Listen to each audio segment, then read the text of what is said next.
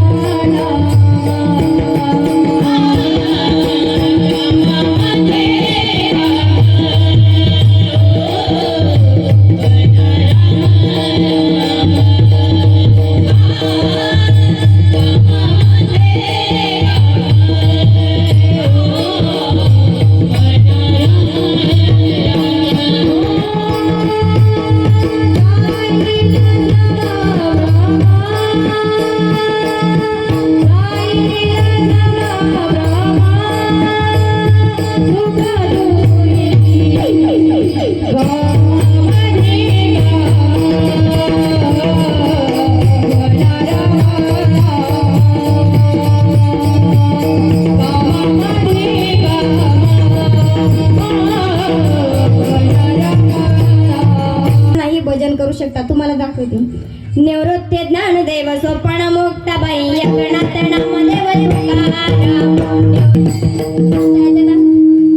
मग खरं खरं सांगा, तुम्ही शेजारची न्यायचे.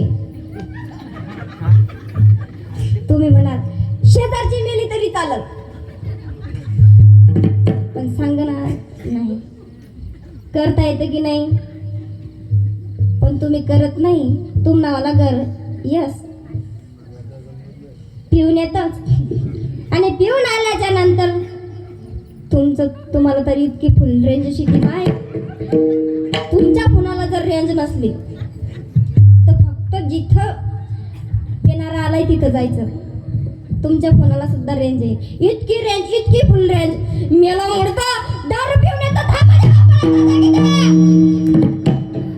इतकी फुल रेंज तुम्ही इतक्या शिवाय देतात, माय भाकर थापता शिवाय देतात, मी मुडतो, आणि त्या शिव्या त्या भाकरीमध्ये जातात आणि तीच भाकर त्याच्या पोटात जाते आणि मग तर तुमले बदाड हानीत.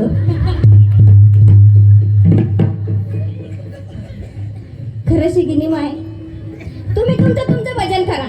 एक शब्द सुद्धा बोलणार नाही तुम्हाला, एक शब्द सुद्धा बोलणार. करू दे तिला, तुमच्याकडे पाहणार सुद्धा नाही. पण आपणच गुणाचं नाही, आपल्यालाच भगवंत शोधता येत नाही. बरोबर आहे की नाही? आपल्याला भगवंत शोधता आला पाहिजे. संत जनाबाई कामामध्ये काम, काही म्हणा रामराम, रोज भगवान परमात्माचं नामस्मरण करू लागले. आणि एक दिवस पंढरपुरामध्ये काकडा चालला. या पंढरपुरामध्ये काकडा चालतोय आणि एक आजोबा उठले आणि पांडुरंग परमात्म्याचा दिवा लावण्यासाठी गेले तिथं मंदिरामध्ये आणि इकडे काकडा चालू आहे.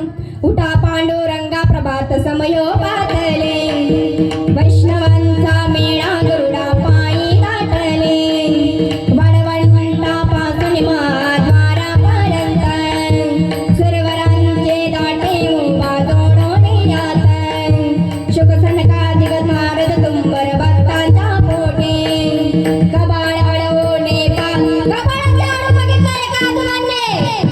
कबाडाच्या आडून बघितलं आणि पटकन दिशा आजोबा पडत पडत आले. काय झालं? काकडा बंद करा. करणार नाही. काकडा बंद करा. पण का करा? अरे ज्याच्यासाठी काकडा करतो त्याचाच नाहीये. काकडा कुणासाठी करायचा? वारकऱ्यांच्या लागल्या बॅटऱ्या शोधत शोधत बडापूर आले. बडापुरामध्ये बघता याच्या घरात आहेत का, त्याच्या घरात आहेत का शोधत आहेत. आणि संत जनाबाईला जगाचा बाप काम करू लागत होता. झाड लोटा करी जनी केदवरी चक्रवाणी, जगाचा बाप संत जनाबाईला कामे करू लागत होता. जनीच्या घरी दिवा ओढीली सजाते, जनीच्या घरी दिवा ओढीली सजाते, जोडीले सनाते पांडुरंगा, जोडीले सनाते पांडुरंगा, पांडुरंगा, जोडीले सनाते पांडुरंगा, जनीच्या घरी दिवा ओढीली सजाते, जनीच्या घरी दिवा ओढीली सजाते, जोडीले सनाते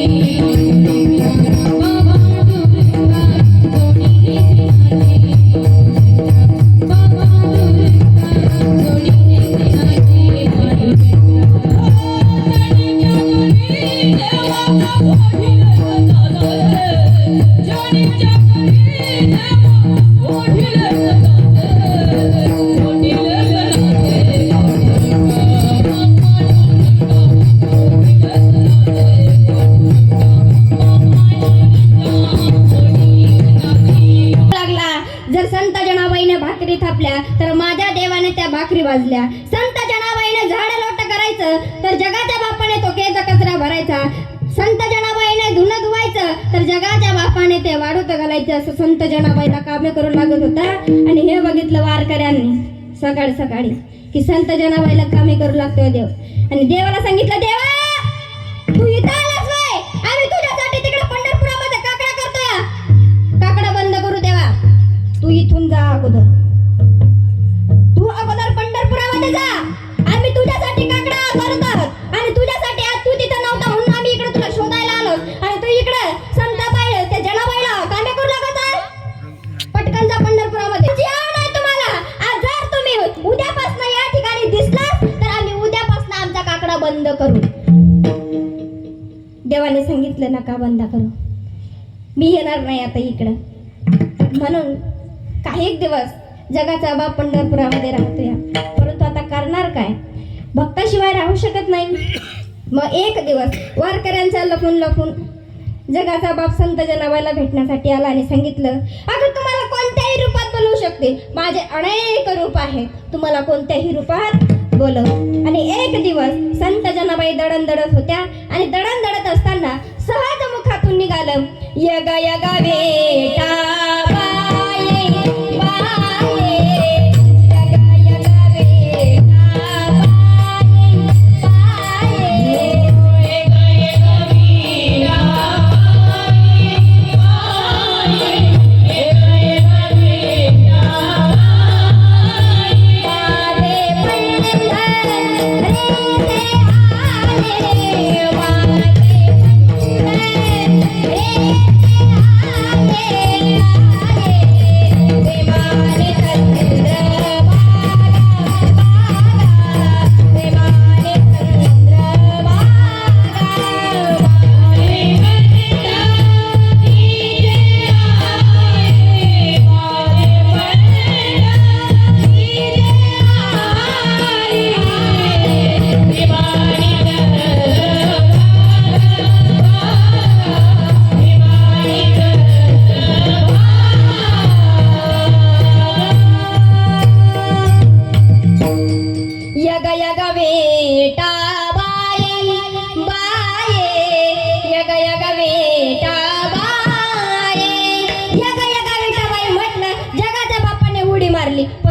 नावच नाही निघाला. जगाच्या बापाने रुक्मिणी मातेचे वस्त्र धारण केले आणि मगच निघाला. कुणाला भेटण्यासाठी? एका भक्ताला भेटण्यासाठी. कोणत्या रूपामध्ये? विठाबाईच्या रूपामध्ये भेटण्यासाठी आलेला होता. कारण संत जनाबाई ही एक तिची थोर भक्ती होती, म्हणून जगाचा बाप तिला भेटण्यासाठी आला. मग जीवनामध्ये अशी आपण भक्ती करा की जगाच्या बापाला ओढ लागली पाहिजे की मी माझ्या भक्ताला केव्हा भेटतो आणि केव्हा नाही. अशी भक्ती करा. देवाला आवडणारी भक्ती. देवाला तिची भक्ती आवडायची, म्हणूनच देव तिला भेटण्यासाठी यायचा आणि म्हणूनच तिला कामे करू लागायचं संत जनाबाईला. मग तशी जीवनामध्ये आपण भक्ती केली पाहिजे. हा भक्तीवरनं विषयाला हे काही मुलं असतात ना, महिला मंडळ तुमनेवाले, काही मुलं काय म्हणतात, आम्ही खरे शिवभक्त नाही का. शिवजयंती आली ना आता जवळ, बरोबर आहे की नाही. आता बघा तुमनेवाली कशी काढच मी. तुम्ही काय म्हणतात, हे मुलं काय म्हणतात महिला मंडळ, आम्ही खरे शिवभक्त, छत्रपती शिवाजी महाराज तुम्ही पुन्हा जन्माला या, कशाला या, त्यांचा अपमान करण्यासाठी या, कशाला या. छत्रपती शिवाजी महाराजांच्या गळ्यात लॉकेट आहे, बाण आहे का आपल्याला, गळ्यात लॉकेट आहे, आपण गोंदलेलं आहे, राजे शिवछत्रपतींचं नाव गोंदलेलं आहे की नाही. आणि त्याच राजांचं लॉकेट गळ्यामध्ये घालून तुम्ही दारू पिता आणि डीजे समोर नाचतात. आपल्याला भान असतं का कुठलं, की आपण राजांचे विचार विसरत आहोत. राजांनी सांगितलेलं होतं का की तुम्ही माझी जयंती दारू पिऊनच काढा, अन्यथा काढूच नका. सांगितलं नाही, असं कुठं लिहिलेलं आहे का, असं तुम्ही मला दाखवा. राजांचा मृत्यू झाला ना त्यावेळेला साकीत मुस्ताफिन खान हा राजांची मृत्यूवाची बातमी औरंगजेबाकडे घेऊन आला आणि औरंगजेबाला सांगला, या खुदा या अल्लाह बहुत खुशी की खबर है, क्या हुआ, अरे वो सिवा तो अब मर गया, आपको बड़ी चिंता करने की टेंशन आपको जरूरत नहीं है. तेव्हा औरंगजेबाने सांगितलं, अरे मूर्खा, हे काय बोलत आहेस तू, हे काय बोलत आहेस. आणि एवढं म्हटल्याच्या नंतर खाली चादर आथरली आणि त्याच्या नमासामध्ये सांगू लागला, या खुदा या अल्लाह तेरे जन्नत के दरवाजे खुले रखना, क्योंकि माँ बहनों की इज्जत रखने वाला शेर सिवा तेरे बाप पास आ रहा है, क्योंकि वो इस स्वराज्य का बाप है, इसलिए तेरे जन्नत के दरवाजे खुले रखना. कुणी सांगितलं? औरंगजेबाने. मग आपण त्यांचे विचार का विसरतोय. आणि त्यांचेच नाही, आता सध्याचीच गोष्ट आहे महाराज, मुंबईमधली सत्य घटना आहे, पेपरला सुद्धा आलेली होती. तुम्हाला माहिती आहे का मुंबईमधली सत्य घटना आहे पोरांनो, की मावळा कसा असावा, कसा असावा मावळा. तुम्हाला सांगते मी, मुंबईमधली सत्य घटना आहे. एक मुस्लिम समाजाची स्त्री होती, दिसायला फार सुंदर, फार देखणी, परंतु तिच्याच गल्लीतल्या 4 गुंड्यांची वाईट नजर तिच्यावरती होती. आणि त्या गुंड्यांनी ठरवलेलं होतं की आता हिची अब्रू लुटायची, म्हणून रात्रीच्या 11:15 वाजता गल्लीमध्ये दंगा चालू झाला. त्या दंग्यामध्ये त्या गुंड्यांनी ठरवलं की आताच या स्त्रीची अब्रू लुटायची, म्हणून रात्रीच्या 12 वाजता तिच्या दारासमोर आले आणि दार ठोठावलं. तिने बघितलं, कारण तिने टाइम बघितला, कारण तिला आई नव्हती, वडील नव्हते, बहीण नव्हतं, कोणीच नव्हतं. हा, तिला कोणीच नव्हतं. तिने खिडकीतून डोकावून बघितलं की कोण आहे, आणि तिला ते 4 गुंडे दिसले. आणि 4 गुंडे दिसल्याच्या नंतर तिने दरवाजा पॅक बंद केला, आत लपून बसली. तरीही देखील त्या गुंड्यांनी दरवाजा तोडला, आत शिरले आणि आपली इज्जत वाचवण्यासाठी मुंबईच्या रस्त्याने पळत निघाली. पडता पडता तिला एक गल्ली दिसली. त्या गल्लीमध्ये एक घर होतं. त्या घराची खिडकी उघडी बघितली, घरामध्ये बलाचा प्रकाश पाहिला आणि मगच दारावरती दस्तखत केली. आहे का कोणी घरात? तेवढ्यात त्या दारासमोरून एक हिंदू समाजाचा एक युवक बाहेर आला. आणि तो हिंदू समाजाचा युवक त्या ताईला म्हणतोय, कोण आहेस तू, कुठून आलीस आणि कशासाठी आलीस, काय हवंयस तुला. त्या ताईने सांगितलं, दादा मला क्षमा करा, एवढ्या रात्री मी तुमच्या दारासमोर आले, परंतु माझ्या मागे 4 गुंडे लागलेले आहे. माझे मला अब्रू वाचवायचे, तुमच्या घरामध्ये जागा द्या, मला काहीतरी करा हो दादा, मला तुमच्या घरामध्ये जागा द्या, ते गुंडे माझ्या मागे लागलेले आहेत. थांब ताई, घाबरू नकोस. त्या दादाला ही आई नव्हती, वडील नव्हते, बहीण नव्हतं, कोणीच नव्हतं. त्या दादाने त्या ताईला सांगितलं, ताई निश्चिंतपणे आते, निश्चिंतपणे आते, हे तुझंच घर आहे असं समज आणि आते. ती ताई आत आली आणि सांगितलं, ताई दाराजवळ कुणी येणार नाही याच्यासाठी मी राखण करतो या दारासमोर, तू निश्चिंतपणे झोप. ती ताई निश्चिंतपणे झोपलेली होती, तिला कशाचीही चिंता नव्हती. हे बघून त्या दादाच्या मनामध्ये प्रश्न निर्माण झाला की अरे, मी तर एक हिंदू समाजाचा आणि एक मुस्लिम समाजाची, तरी देखील ही मला एकट्याला पाहून आता कशी आली? या प्रश्नाचं उत्तर त्या दादाला हवं होतं. सकाळ झाली, ताई म्हणते, दादा आता मी निघते, मला जावं लागेल आता, परंतु तुमचे फार उपकार झाले की तुम्ही मला माझी अब्रू वाचवण्यासाठी तुमच्या घरामध्ये जागा दिली. निघते दादा मी आता. थांब ताई, जायचं ना तुला जा, परंतु जाता जाता माझ्या एका प्रश्नाचं उत्तर देऊन जा. मी एक हिंदू समाजाचं, तू एक मुस्लिम समाजाचे, तरी देखील तू मला एकट्याला पाहून आता कशी शिरलीस? माझ्या मनात आलं असतं तर मी काहीही केलं असतं, तरी देखील तू आता कशी आली? या प्रश्नाचं उत्तर मला दे. ताई म्हटली, थांब दादा देते. आत नेलं आणि सांगितलं की दादा तुझ्या घरात का आली याचंच उत्तर हवंय ना तुला? हो ताई, याचंच उत्तर हवंय. अरे, माझ्या गल्लीच्या 4 गुंड्यांची वाईट नजर माझ्यावरती पडली. रात्रीच्या 12:15 वाजता गल्लीमध्ये दंगा चालू झाला. त्या दंग्यामध्ये ठरवलं की आता तिचे अब्रू लुटायचे, म्हणून रात्रीच्या 12 वाजता माझ्या दारावरती दस्तखत केली. मी खिडकीमधून डोकावून बघितलं, मला ते 4 गुंडे नजर आले आणि मी दरवाजा पॅक बंद केला. ते गुंडे आत आले. मी माझी अब्रू वाचवण्यासाठी मुंबईच्या रस्त्याने पळत निघाली. पडता पडता एका गल्ली लागली. त्या गल्लीमध्ये तुमचं घर होतं. त्या घराची खिडकी उघडी होती. घराच्या खिडकीमध्ये बलाचा प्रकाश पाहिला आणि त्या बलाच्या प्रकाशात मला माझ्या राजांचा, छत्रपती शिवाजी महाराजांचा फोटो दिसला. तुमच्या घरात आले.